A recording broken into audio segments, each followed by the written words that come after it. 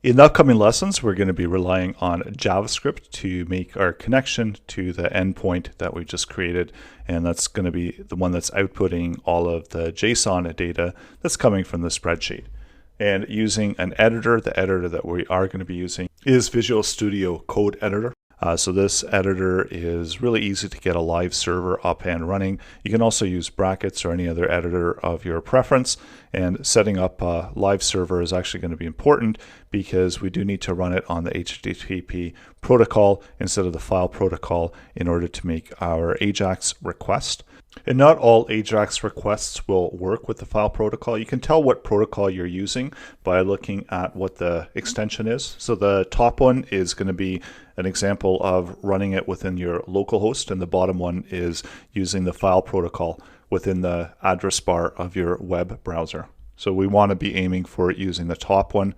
This application is going to actually work, but it is suggested that you use the HTTP protocol as you're developing locally.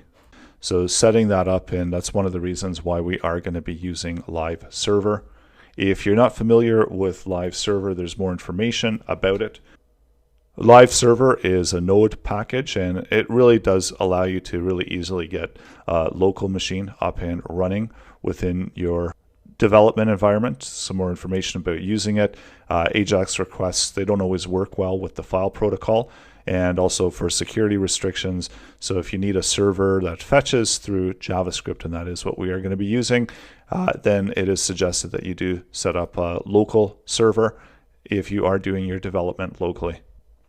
In order to make requests, instead of using the XML HTTP request object, so some of you might be familiar with that, we are using the newer method, and this is going to be using fetch. So fetch makes, it only requires one mandatory argument, and that's going to be the URL that it's making the fetch from, and then it returns back a promise that resolves the response of the request. It has a few different ways to resolve the responses. It's got a few built-in methods, and one of the built-in methods is that it can return back the content as a JSON object and then turn that into a JavaScript object that can be used within your JavaScript code.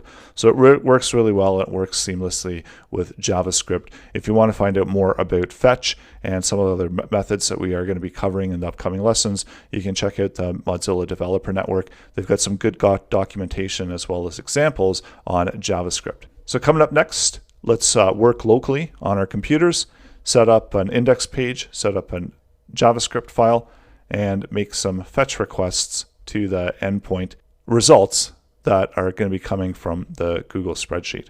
So the live data from the Google spreadsheet, and then we're going to continue to build the application, making the buttons interactive so they can be voted up and down. And then this information is going to correspond with what we have within our spreadsheet as well. So let's get started.